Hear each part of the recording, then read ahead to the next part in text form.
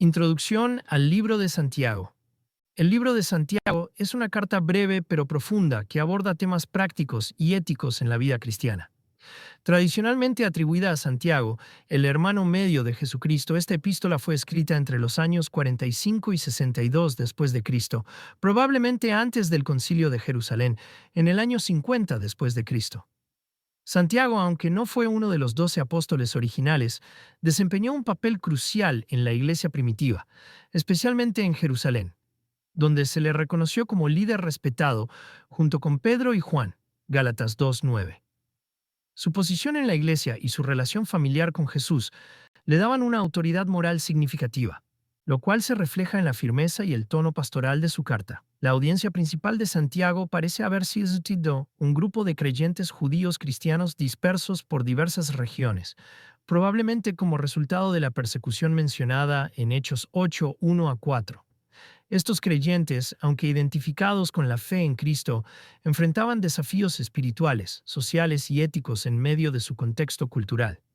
A diferencia de otras epístolas que se centran principalmente en la doctrina o la teología sistemática, Santiago se enfoca en la práctica de la fe, enfatizando la importancia de las obras como evidencia genuina de la salvación. Su estilo directo, cargado de imperativos y ejemplos concretos, refleja una preocupación pastoral por la vida diaria de los creyentes y su fidelidad a los principios del reino de Dios. Uno de los temas más destacados en Santiago es la relación entre la fe y las obras, un tema que a primera vista puede parecer contradictorio con las enseñanzas de Pablo, quien enfatizaba la salvación por la fe aparte de las obras, Efesios 2:8-9. Sin embargo, Santiago no niega la importancia de la fe, sino que subraya que una fe verdadera necesariamente produce frutos visibles.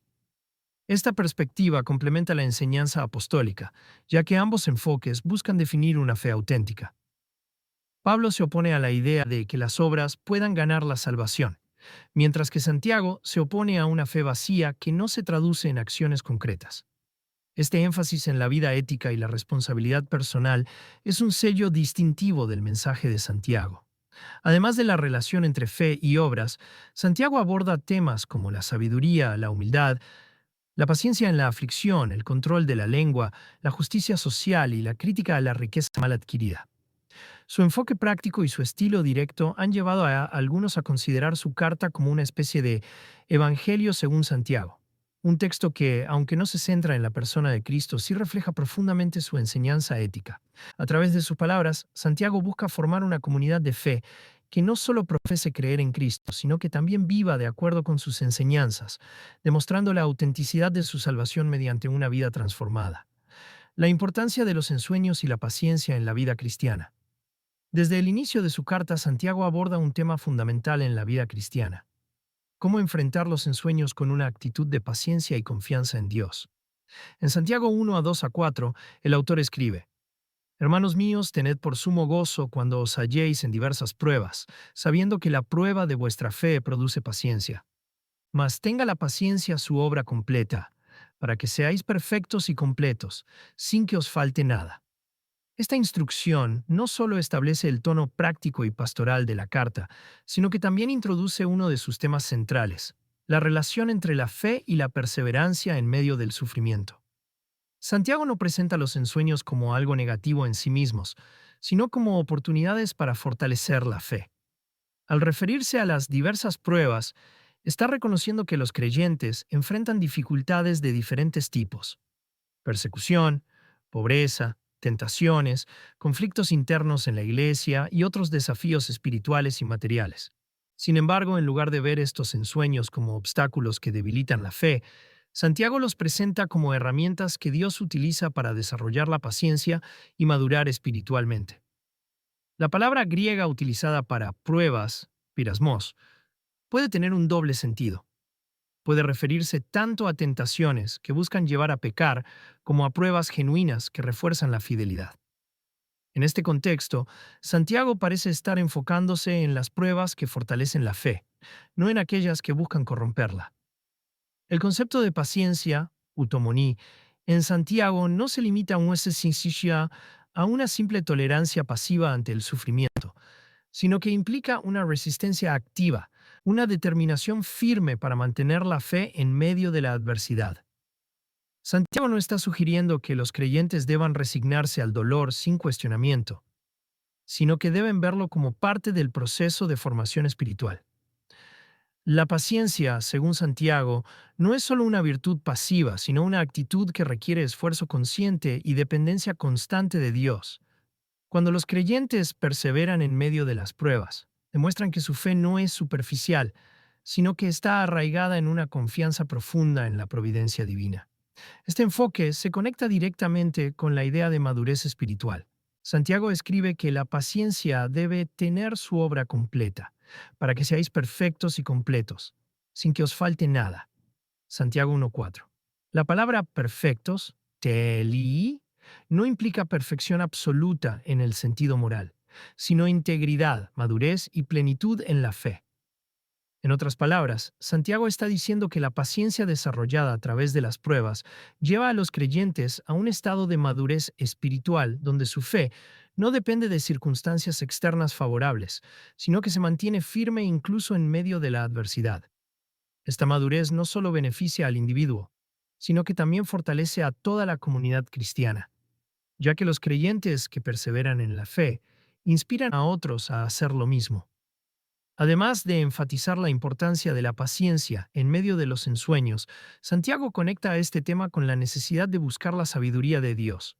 En Santiago 1:5 escribe: "Y si alguno de vosotros tiene falta de sabiduría, pídala a Dios, quien da a todos abundantemente y sin reproche, y le será dada".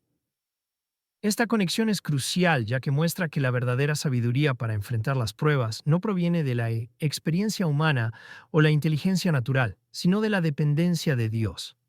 Santiago no está sugiriendo que los creyentes deban simplemente endurecerse ante el sufrimiento por su propia fuerza, sino que deben buscar la sabiduría divina para entender el propósito de las pruebas y responder a ellas con fe. Sin embargo, Santiago también advierte contra la duda en la oración. En Santiago 1:6-8 escribe: "Pero pida con fe, no dudando nada, porque el que duda es semejante a la onda del mar, que es llevada de un lado a otro por el viento. No piense tal hombre que recibirá cosa alguna del Señor, hombre de doble ánimo, inconstante en todos sus caminos". Aquí, Santiago está subrayando que la fe en Dios no solo es necesaria para recibir sabiduría, sino que también es esencial para mantener la paciencia en medio de las pruebas. La duda no solo impide que los creyentes reciban la sabiduría que necesitan, sino que también socava su capacidad para perseverar. Un corazón dividido, que oscila entre la confianza en Dios y el temor a las circunstancias, no puede mantener una fe firme que permita superar las pruebas. La enseñanza de Santiago sobre los ensueños y la paciencia no solo refleja una comprensión bíblica del sufrimiento, sino que también tiene implicaciones prácticas para la vida cristiana. En lugar de ver las pruebas como obstáculos que debilitan la fe, Santiago las presenta como oportunidades para fortalecerla. La paciencia, desarrollada a través de estas pruebas, no solo lleva a la madurez espiritual, sino que también demuestra la autenticidad de la fe. A través de esta perspectiva, Santiago no solo ofrece consuelo a los creyentes en medio del sufrimiento, sino que también les proporciona una base teológica y práctica para enfrentar las dificultades con esperanza y confianza en la fidelidad de Dios. La relación entre la fe y las obras. Una de las enseñanzas más distintivas y a menudo debatidas en el libro de Santiago es su enfoque en la relación entre la fe y las obras. Mientras que otras epístolas del Nuevo Testamento, como las de Pablo, enfatizan que la salvación es por la fe aparte de las obras, Efesios 2:8-9. Santiago adopta una perspectiva complementaria, insistiendo en que una fe verdadera necesariamente produce frutos visibles. En Santiago 2:14-26, el autor aborda directamente este tema, argumentando que una fe que no se traduce en acciones concretas es una fe muerta. Esta enseñanza, aunque a primera vista puede parecer contradictoria con la teología paulina, en realidad refuerza la idea de que la salvación genuina transforma la vida del creyente, haciendo que sus obras sean una manifestación natural de su fe. Santiago comienza su argumento con una pregunta directa. ¿De qué aprovecha, hermanos míos, si alguno dice que tiene fe pero no tiene obras? ¿Acaso la fe puede salvarle? Santiago 2:14. Este interrogante establece el núcleo de su enseñanza. La fe verdadera no puede existir en aislamiento de las obras. Santiago no está negando la importancia de la fe, sino que está cuestionando la autenticidad de una fe que no se manifiesta en la vida práctica. Para él, una fe que no produce cambios visibles en la conducta es una fe vacía, una fe que, aunque pueda ser profesada con palabras, no tiene poder real en la vida del individuo. Para ilustrar este punto, Santiago utiliza un ejemplo concreto relacionado con la misericordia hacia los necesitados. Y si alguno de vosotros dice a los hermanos o hermanas, id en paz, calentaos y saciaos, pero no les da lo necesario para el cuerpo, ¿de qué aprovecha? Santiago 2:16. Este ejemplo muestra que una fe que no se traduce en acción es inútil. Decir que uno cree en Cristo pero no mostrar amor hacia los demás, especialmente hacia los hermanos en la fe, revela una fe incompleta o falsa. Santiago está insistiendo en que la fe verdadera no solo cambia la mente, sino también el corazón y la conducta, llevando al creyente a actuar con amor y compasión hacia los demás. Aunque Santiago no se opone a la salvación por la fe, sí rechaza una fe que permanece estancada en el ámbito intelectual o verbal sin manifestarse en la vida diaria. En Santiago 2:17 escribe, así también la fe si no tiene obras es muerta en sí misma. Esta afirmación contundente no contradice la enseñanza de Pablo sobre la salvación por la gracia mediante la fe, sino que la complementa. Mientras que Pablo se opone a la idea de que las obras puedan ganar la salvación, Santiago se opone a una fe que no produce obras, enfatizando que las acciones son la evidencia de una fe genuina. En otras palabras, la salvación no se obtiene por las obras, pero las obras son la prueba de que la salvación ha ocurrido. Para reforzar su argumento, Santiago recurre a dos ejemplos bíblicos, Abraham e Isaac y Rahab la prostituta. En Santiago 2:21 a 24 escribe, ¿no fue justificado por obras nuestro padre Abraham cuando ofreció a su hijo Isaac sobre el altar? ¿Ves que la fe actuaba juntamente con sus obras y que por las obras la fe fue perfeccionada? Aquí Santiago cita el relato de Génesis 22, donde Abraham demuestra su fe al estar dispuesto a sacrificar a su hijo Isaac. Aunque Pablo, en Romanos 4, enfatiza que Abraham fue justificado por la fe antes de realizar obras, Romanos 4:3, Santiago está señalando que la fe de Abraham se demostró plenamente mediante sus acciones. La fe y las obras no están en conflicto, sino que están intrínsecamente conectadas. La fe produce obras y las obras demuestran la autenticidad de la fe. El segundo ejemplo que Santiago utiliza es el de Rahab, quien ayudó a los espías de Israel en Jericó. Santiago 2:25. En lugar de enfocarse en su pasado como prostituta, Santiago destaca su fe demostrada mediante sus acciones. No recibió justificación por obras cuando hospedó a los mensajeros y los envió por otro camino. Rahab, una mujer gentil y con un historial moral cuestionable, se convierte en un ejemplo de fe auténtica porque actuó en obediencia a Dios, protegiendo a los espías y confiando en el poder del Dios verdadero. Este ejemplo subraya que la verdadera justificación no se basa en la perfección moral previa, sino en la respuesta activa a la fe. Finalmente, Santiago resume su argumento con una metáfora poderosa. Porque así como el cuerpo sin espíritu está muerto, así también la fe sin obras está muerta. Santiago 2:26. Esta comparación entre el cuerpo y el espíritu refuerza su punto central. La fe y las obras son inseparables. Una fe sin obras es tan inerte como un cuerpo sin alma. Esta analogía enfatiza que la vida espiritual verdadera no puede existir sin manifestaciones concretas en la conducta diaria. A través de estos ejemplos y argumentos, Santiago no está proponiendo una salvación por obras, sino que está insistiendo en que una fe verdadera siempre produce obras. Su enfoque es pastoral, destinado a advertir a los creyentes contra una fe superficial que no transforma la vida. Mientras que Pablo se centra en la justificación ante Dios, Santiago se centra en la evidencia visible de esa justificación en la vida del creyente. Juntas estas perspectivas presentan una visión completa de la fe cristiana, una fe que salva por gracia, pero que también transforma la vida y produce frutos visibles en forma de buenas obras. El poder y los peligros de la lengua. Uno de los temas más contundentes y prácticos en el libro de Santiago es su enseñanza sobre la lengua. En Santiago 3:1 a 12, el autor dedica un capítulo entero a advertir sobre el poder y los peligros de la palabra humana, subrayando que aunque la lengua es pequeña, tiene una influencia desproporcionada en la vida del creyente y en la comunidad cristiana. Santiago no solo reconoce la dificultad de controlar la lengua, sino que también presenta esta lucha como un barómetro espiritual.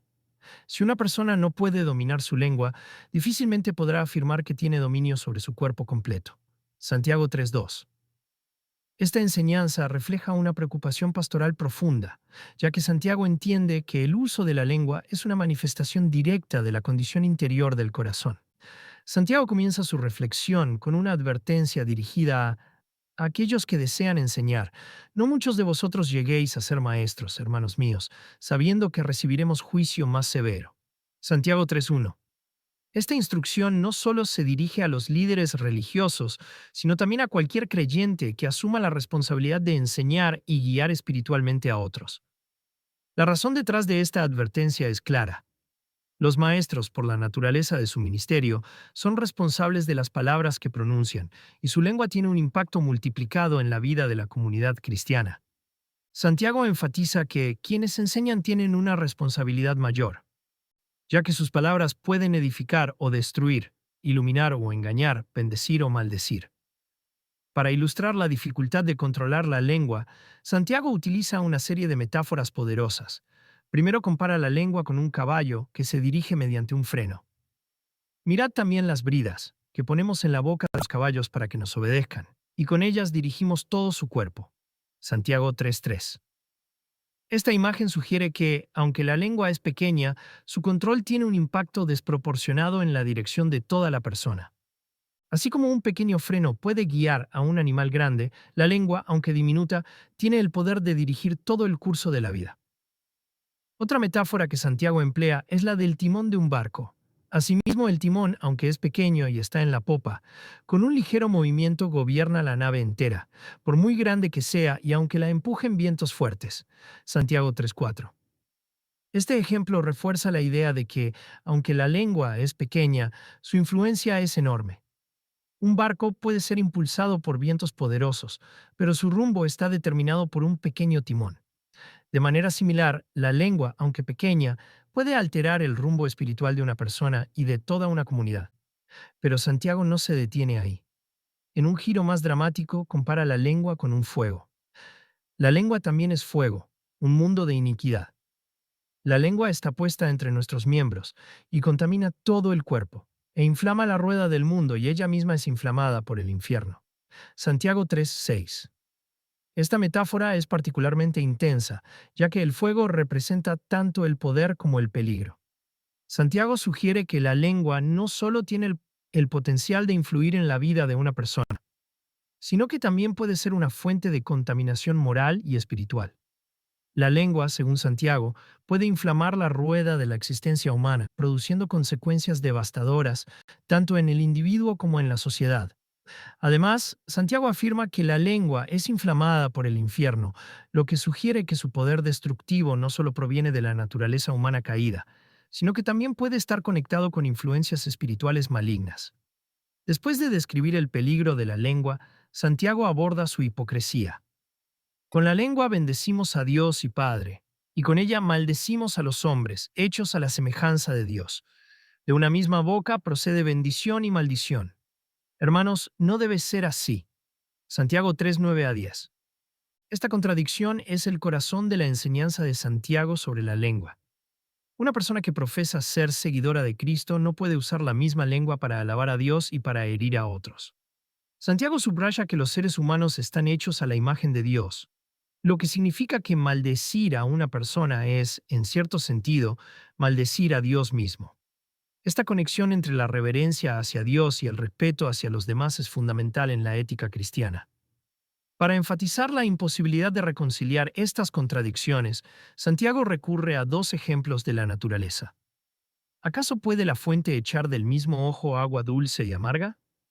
¿Puede un figuero, hermanos míos, dar aceitunas, o la vid higos? Ni tampoco una fuente puede dar agua salada y dulce.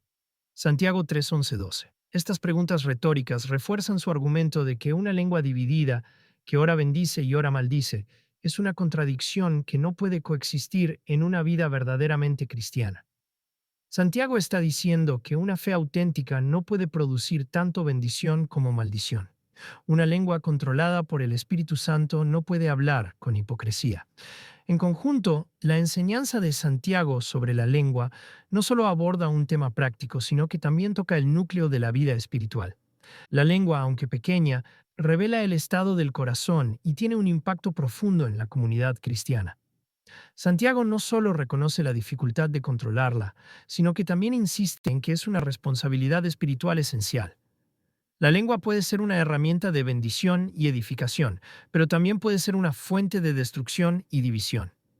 Por eso Santiago llama a los creyentes a examinar sus palabras, reconociendo que una lengua dominada por Dios es una manifestación de una vida transformada por la fe. La necesidad de una rectitud práctica en la vida cristiana. Una de las preocupaciones centrales de Santiago es la necesidad de una rectitud práctica en la vida de los creyentes.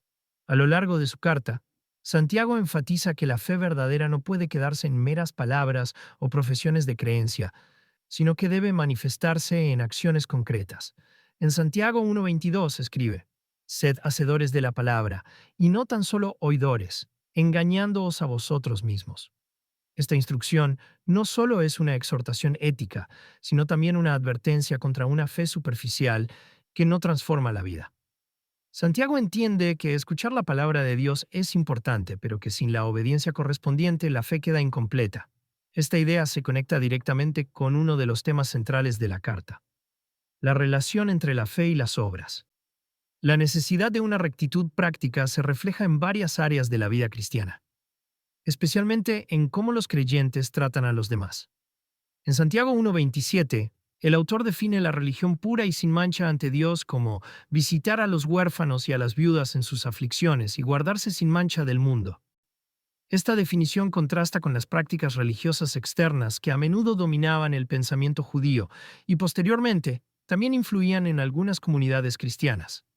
En lugar de enfocarse en rituales o ceremonias, Santiago subraya que la verdadera devoción a Dios se manifiesta en la compasión hacia los más vulnerables y en la separación del pecado.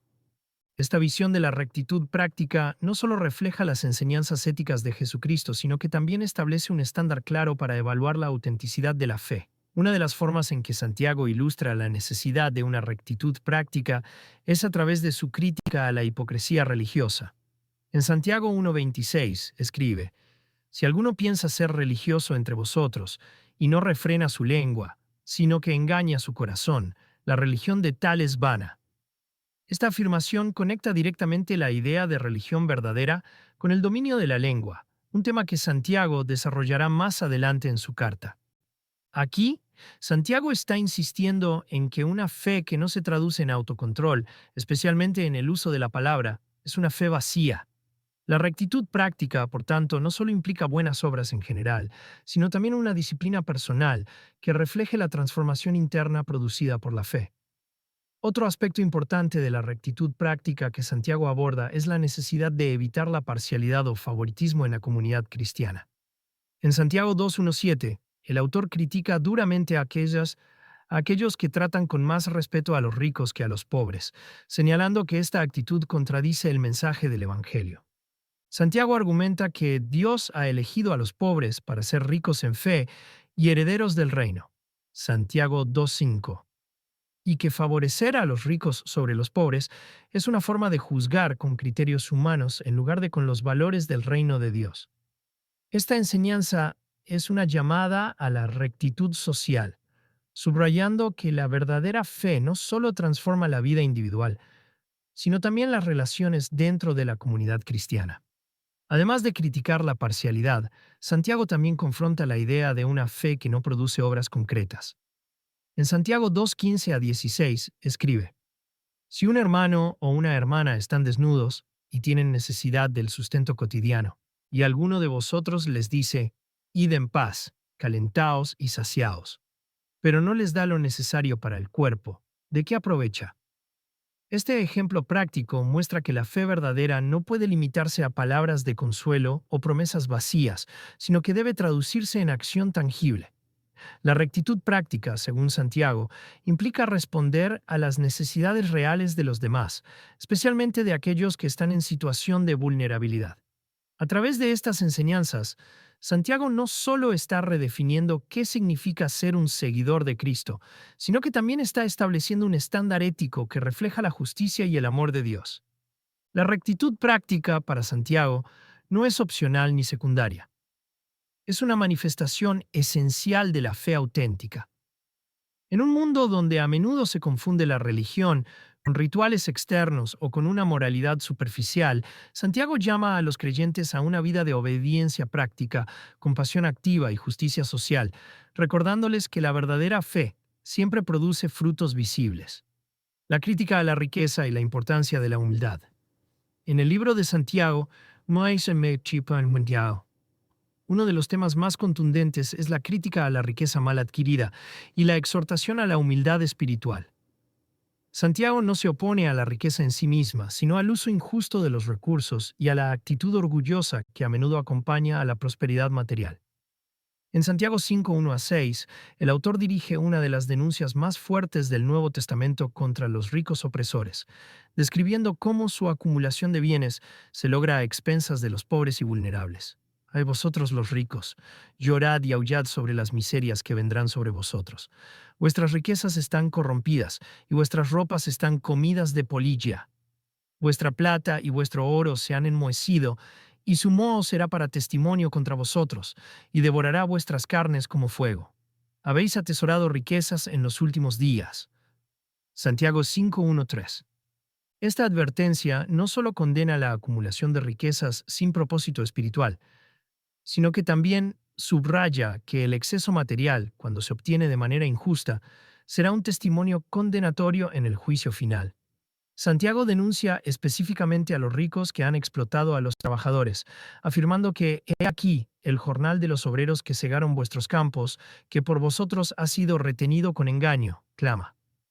Y los clamores de los que han cegado han entrado en los oídos del Señor de los ejércitos. Santiago 5:4. Esta acusación refleja una preocupación ética profunda. La riqueza que se acumula a costa de la explotación laboral no solo es injusta, sino que también invoca la justicia divina. Santiago está recordando a los lectores que Dios no está ausente de los asuntos económicos y que el clamor de los oprimidos llega hasta él. Esta enseñanza no solo tiene un paralelo con los profetas del Antiguo Testamento, quienes frecuentemente condenaron la opresión de los pobres, sino que también refuerza el mensaje central de que la verdadera riqueza no reside en los bienes terrenales, sino en la fidelidad a los principios del reino de Dios. Además de criticar la injusticia económica, Santiago también aborda la actitud de los ricos que viven en lujo y complacencia, ignorando las necesidades espirituales y sociales que los rodean. Habéis vivido en deleites sobre la tierra, y os habéis dado a la sensualidad. Habéis engordado vuestros corazones en el día de la matanza. Santiago 5:5. Esta imagen de los ricos engordando sus corazones evoca la idea de una vida dedicada al placer egoísta, sin preocupación por los demás ni por la venida del juicio divino. Santiago no solo está condenando la ostentación material, sino también la indiferencia espiritual que a menudo acompaña a la riqueza. Esta actitud, según Santiago, es peligrosamente ciega, ya que los ricos se sienten seguros en sus posesiones, sin reconocer que su tiempo es limitado y que el juicio divino está cercano. Sin embargo, Santiago no solo dirige su crítica a los ricos, también ofrece una exhortación a los pobres, animándolos a mantener la paciencia y la fidelidad en medio de la opresión. En Santiago 5:7-11, el autor escribe: Sed pues pacientes hasta la venida del Señor. Mirad que ponemos por bienaventurados a los que sufren. Habéis oído de la paciencia de Job, y habéis visto el fin que le dio el Señor, que el Señor es muy misericordioso y compasivo. Esta enseñanza refuerza una de las ideas centrales del libro. La verdadera riqueza no está en los bienes terrenales, sino en la fidelidad a Dios en medio de la adversidad. Santiago está recordando a los creyentes que, aunque los ricos puedan parecer triunfadores en el corto plazo, su destino eterno está en duda, mientras que los que perseveren en la fe, incluso en la pobreza y la opresión, recibirán la recompensa celestial. El contraste entre la riqueza temporal y la verdadera riqueza espiritual se refuerza aún más en Santiago 1, 9 a 11, donde el autor escribe: El hermano de baja condición gloríese en su exaltación, pero el rico en su humillación, porque él pasará como la flor de la hierba. Secóse la hierba, y la flor se cayó, y la apariencia de su rostro pereció. Así también el rico en medio de sus empresas se marchitará. Aquí, Santiago utiliza una metáfora tomada del Antiguo Testamento para ilustrar la fragilidad de la riqueza material. La vida del rico, aunque pueda parecer estable y próspera, es tan efímera como una flor que florece brevemente y luego se marchita. En cambio, el creyente pobre, aunque carezca de bienes materiales, puede encontrar su dignidad en la promesa de exaltación espiritual. Esta enseñanza no solo consuela a los pobres, sino que también advierte a los ricos que su posición temporal no garantiza una bendición eterna. A través de estas enseñanzas, Santiago establece un marco ético y espiritual que rechaza la idolatría de la riqueza y promueve la humildad, la justicia y la confianza en Dios. En lugar de buscar acumular tesoros en la tierra, los creyentes deben enfocarse en los valores del reino de Dios, que incluyen la generosidad, la compasión y la fidelidad en medio de la tribulación. Santiago no solo está llamando a los ricos a arrepentirse de su codicia y explotación, sino que también está recordando a todos los creyentes que la verdadera prosperidad no se mide por los bienes materiales, sino por la fidelidad a Dios y al prójimo. La sabiduría verdadera y la sabiduría falsa. En Santiago 3:13-18, el autor aborda un tema crucial para la vida cristiana: la diferencia entre la sabiduría verdadera y la sabiduría falsa. Esta sección, aunque breve, contiene una enseñanza profunda sobre la naturaleza de la sabiduría desde una perspectiva bíblica, destacando cómo la verdadera sabiduría se manifiesta en la humildad, la paz y la justicia, mientras que la sabiduría falsa se caracteriza por la envidia, la ambición egoísta y la discordia. Santiago no solo está ofreciendo una reflexión abstracta sobre la sabiduría, sino que está confrontando una realidad práctica en la iglesia primitiva: la existencia de líderes o maestros que, aunque pueden parecer sabios, en realidad están guiados por motivaciones equivocadas que generan división y desorden.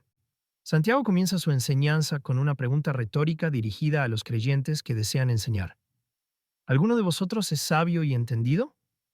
Que muestre por la buena conducta sus obras en sabiduría mansa. Santiago 3:13. Esta instrucción establece un criterio fundamental: